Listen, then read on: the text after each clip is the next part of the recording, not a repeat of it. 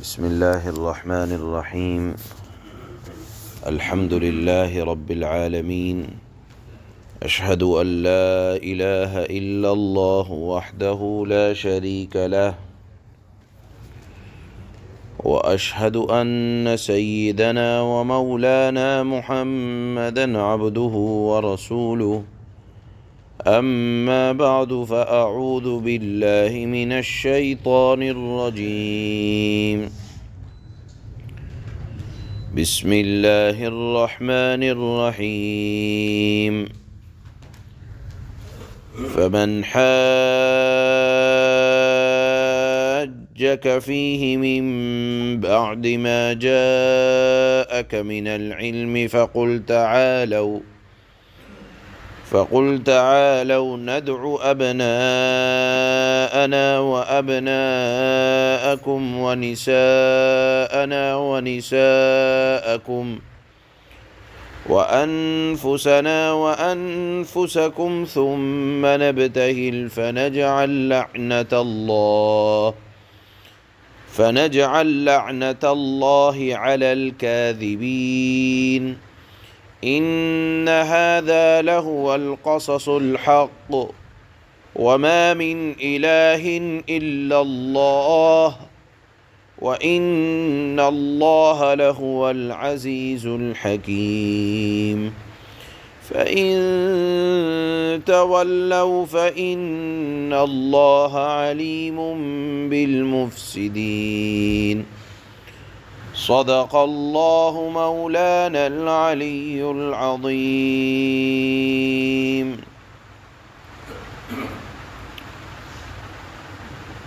ذکر چل رہا ہے کہ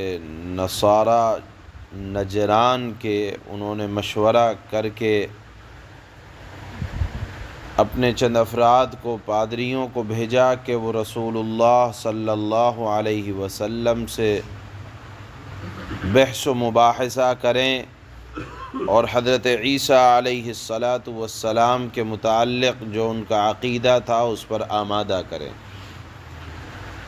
اللہ کے نبی صلی اللہ علیہ وسلم نے حضرت عیسیٰ علیہ السلام کے متعلق اسلامی نظریہ، قرآنی نظریہ پیش فرمایا کہ وہ اللہ کے بندے تھے، وہ بغیر باپ کے پیدا ہوئے، اللہ کے مقبول ترین بندے تھے، نبی برحق تھے، اور وہ ان کی پیدائش میں کیوں تعجب ہو رہا ہے؟ اللہ نے تو ان سے پہلے ان کے جد امجد حضرت آدم علیہ السلام کو تو بغیر باپ اور بغیر ماں محض مٹی سے جمع کر کے پیدائش کا حکم دیا تو وہ پیدا ہو گئے اور ان کے اندر جان پڑ گئی۔ تو تعجب کی بات تو وہاں زیادہ ہونا چاہیے، بغیر ماں کے اور بغیر باپ کے پیدا ہو گئے تو اس کا مطلب یہ نہیں ہے کہ وہ خدا ہو گئے۔ یہ حاصل تھا اللہ کے نبی کے دلائل کا اور قرآنی آیتوں کا، لیکن حق کو قبول نہ کیا۔ جب بات دلائل سے کی جائے اور نہ مانے کوئی اور اپنی بات پر بغیر دلیل کے اڑا رہے تو اللہ نے حکم دیا کہ آپ ان سے مباہلہ کریں۔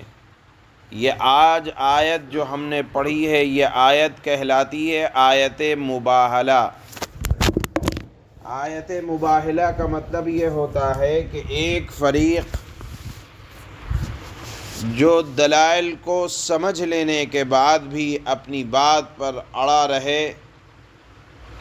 تو پھر ہوتا یہ ہے تجویز یہ دی جاتی ہے کہ مباہلہ کرو۔ مباہلہ یہ ہے کہ دونوں فریق اپنی جان سے اور اولاد سے حاضر ہو جائیں اور خوب گڑ گڑا کر اللہ کے دربار میں یہ دعا کریں کہ ہم میں جو کوئی جھوٹا ہو اس پر خدا کی لعنت اور عذاب پڑے۔ چنانچہ اس آیت مباہلہ کے نازل ہو جانے کے بعد جس میں اللہ نے حکم دیا کہ اے نبی صلی اللہ علیہ وسلم آپ نے بات کو دلائل سے ثابت کر دیا، اب بھی اگر آپ کی بات کو یہ نہ مانے تو آپ تو مطمئن رہیں، آپ تو نبی برحق ہیں، ان کو مباہلے کی دعوت دے دیں۔ کیا کہیں؟ فَقُلْ تَعَالَوْا، آؤ نَدْعُ أَبْنَاءَنَا، ہم اپنے اولاد کو لاتے ہیں، اپنی جان کو سے حاضر ہوتے ہیں، اور اپنے بیٹوں کو اور اپنی عورتوں کو بلا رہے ہیں۔ تم اپنی جان سے اپنی اولاد کو اور اپنے گھر والوں کو، عورتوں کو بلاؤ،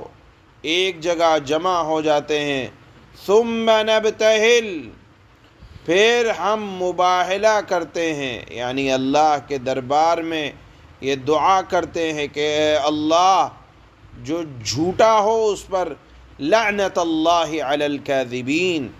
اللہ کی لعنت ہو جھوٹوں پر۔ جب یہ دعوت دی اللہ کے نبی نے تو نصارہ نجران جمع ہو گئے ایک جگہ، کہا کیا جواب دینا چاہیے؟ انہوں نے کہا کہ ہم بھی تیار ہیں، لیکن اس میں ایک سمجھدار آدمی تھا، اس نے کہا کہ دیکھو، تم محمد صلی اللہ علیہ وسلم کے متعلق اتنی بات تو جان گئے ہو کہ انہوں نے حضرت عیسیٰ علیہ السلام کے متعلق جو خبریں دی تھیں کہ اللہ نے ان کو یہ امتیاز دیا کہ وہ کسی بیمار پر اگر ہاتھ پھیر دے تو وہ بیمار اچھا ہو جاتا تھا، کسی کوڑھی پر ہاتھ پھیر دیتے تھے تو اس کی بیماری دور ہو جاتی، کسی مردے کو قم بإذن اللہ کہتے تو وہ مردہ کھڑا ہو جاتا، اور حضرت مریم علیہ السلام سے ان کی پیدائش کے مرحلے میں جو باتیں واقعات پیش آئے، حضرت محمد صلی اللہ علیہ وسلم نے ان کو صحیح بتلا دیا۔ تو اتنی بات تو تم جان رہے ہو۔ اس سمجھدار آدمی نے کہا کہ حضرت عیسیٰ کے متعلق جو باتیں کہی ہیں وہ بالکل صحیح ہیں، اور یہ بھی تم جانتے ہو کہ پرانی آسمانی کتابوں میں یہ بات موجود ہے، اللہ تعالیٰ نے بنی اسماعیل میں نبی بھیجنے کا وعدہ کیا تھا، کچھ بعید نہیں ہے کہ یہ وہی نبی برحق ہوں۔ اور نبی سے مباہلہ کرنے کا مطلب یہ ہے، یعنی دونوں مل کر جب جمع ہو کر اپنے آپ پر بد دعا کریں گے تو نبی کی دعا یا بد دعا اللہ رد نہیں فرماتا ہے،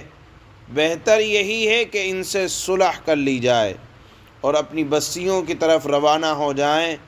کیونکہ سارے عرب سے لڑائی مول لینا یہ ہماری طاقت میں نہیں ہے، اور نبی کے مقابلے میں ہم جب جمع ہوں گے ظاہر سی بات ہے ہماری بد دعا نبی پر اثر نہیں کرے گی، البتہ نبی کی بد دعا ہمارے اوپر اثر کر جائے گی۔ دوسری طرف اللہ کے نبی صلی اللہ علیہ وسلم نے حضرات حسن، حضرات اہل بیت، جس میں حضرت حسن، حضرت حسین، حضرت فاطمہ، حضرت علی رضی اللہ تعالی عنہم اجمعین کو ساتھ لائے، باہر تشریف لائے۔ نصارہ کے جب سرداروں نے یہ نورانی صورتوں کو دیکھا تو ساتھیوں نے آپس میں مشورہ کیا کہ ہم ایسے پاک چہرے دیکھ رہے ہیں جن کی دعائیں پہاڑوں کو ان کی جگہ سے ہٹا سکتی ہیں، لہذا ان معصوم چہروں سے مقابلہ کرنے کی صورت میں ہم اپنے آپ کے لیے تباہی مول لے لیں گے، لہذا ہماری عافیت یہی ہے کہ ان کو چھوڑ دیا جائے اور جزیہ دینے پر ہم تیار ہو جائیں، اس میں ہماری نجات ہے۔ چنانچہ یہ آیت مباہلہ ہے۔ اس کے بعد اللہ نے فرمایا کہ ان ھذا لہو القصص الحق، کہ بے شک سچی بات وہی ہے جو مذکور ہوئی حضرت عیسیٰ علیہ السلام کے متعلق کہ وہ اللہ کے بندے ہیں اور اللہ تنہا اس کائنات کا مالک ہے، اس کا کوئی شریک نہیں ہے اور وہ بے نیاز ہے، اس کو نہ بیٹے کی ضرورت ہے نہ اولاد کی ضرورت ہے۔ وَمَا مِنْ إِلَٰهٍ إِلَّا اللَّهُ، وہ تنہا ہے۔ وَإِنَّ اللَّهَ لَهُوَ الْعَزِيزُ الْحَكِيمُ، اللہ تعالیٰ بڑے غلبے والے ہیں اور بڑے زبردست ہیں۔ اور اس کے بعد اللہ نے فرمایا کہ اب اگر کوئی سرتابی کرے گا، اتنے دلائل سے بات کو ثابت کر دیا، اب اگر کوئی فتنہ فساد پھیلائے گا تو یہ نہ سمجھے کہ وہ فتنہ فساد پھیلانے والا اس کو کوئی جاننے والا نہیں ہے۔ فَإِنَّ اللَّهَ عَلِيمٌ بِالْمُفْسِدِينَ، بے شک اللہ تعالی فساد پھیلانے والوں کو خوب جانتا ہے۔ یہ مضمون یہاں پر آیت مباہلہ کے بعد مکمل ہو رہا ہے۔ چنانچہ اللہ فرماتے ہیں فَمَنْ حَاجَّكَ فِيهِ مِن بَعْدِ مَا جَاءَكَ مِنَ الْعِلْمِ فَقُلْ تَعَالَوْا نَدْعُ أَبْنَاءَنَا وَأَبْنَاءَكُمْ وَنِسَاءَنَا وَنِسَاءَكُمْ وَأَنفُسَنَا وَأَنفُسَكُمْ ثُمَّ نَبْتَهِلْ فَنَجْعَلْ لَعْنَةَ اللَّهِ عَلَى الْكَاذِبِينَ۔ تمہارے پاس حضرت عیسیٰ علیہ السلام کے واقعے کا جو صحیح علم آ گیا ہے، اس کے بعد بھی جو لوگ اس معاملے میں آپ سے بحث کریں کہ نہیں وہ اللہ کے بیٹے ہیں یا وہ خدا ہیں، اس طرح کی خواہ بحث کریں تو ان سے کہہ دو کہ آؤ ہم اپنے بیٹوں کو بلائیں، تم اپنے بیٹوں کو بلاؤ، ہم اپنی عورتوں کو بلائیں، تم اپنی عورتوں کو بلاؤ، اور ہم اپنے لوگوں کو بلائیں اور تم اپنے لوگوں کو بلاؤ، پھر ہم سب مل کر اللہ کے سامنے گڑ گڑا کر دعائیں کریں۔ کیا کریں؟ کہ لعنت اللہ علی الکاذبین، کہ جو جھوٹے ہوں ان پر اللہ کی لعنت بھیجیں۔ یہاں اتنا ہی ذکر ہے، لیکن وہ مباہلہ نہیں ہوا۔ ان کے کسی سمجھدار آدمی نے یہ کہا کہ ہم ہلاک ہو جائیں گے، لہذا جزیہ دے دو اور واپس ہو جاؤ۔ اس پر جزیہ دے دیا گیا اور واپس ہو گئے۔ اللہ نے اس واقعے کو بیان کرنے کے بعد ایک حق بات بیان فرمائی کہ دیکھو سچی بات تو یہی ہے جو اوپر مذکور ہوئی۔ اللہ فرماتے ہیں إِنَّ هَذَا لَهُوَ الْقَصَصُ الْحَقُّ وَمَا مِنْ إِلَٰهٍ إِلَّا اللَّهُ وَإِنَّ اللَّهَ لَهُوَ الْعَزِيزُ الْحَكِيمُ۔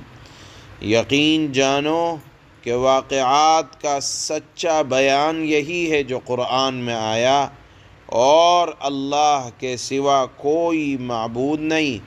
اور یقیناً اللہ ہی ہے جو اقتدار کا بھی مالک ہے، اللہ ہی ہے جو حکمت کا بھی مالک ہے۔ فَإِن تَوَلَّوْا فَإِنَّ اللَّهَ عَلِيمٌ بِالْمُفْسِدِينَ، پھر بھی اگر یہ لوگ منہ موڑیں تو اللہ تعالی مفسدوں کو، فساد پھیلانے والوں کو اچھی طرح جانتا ہے۔ سبحان اللہ۔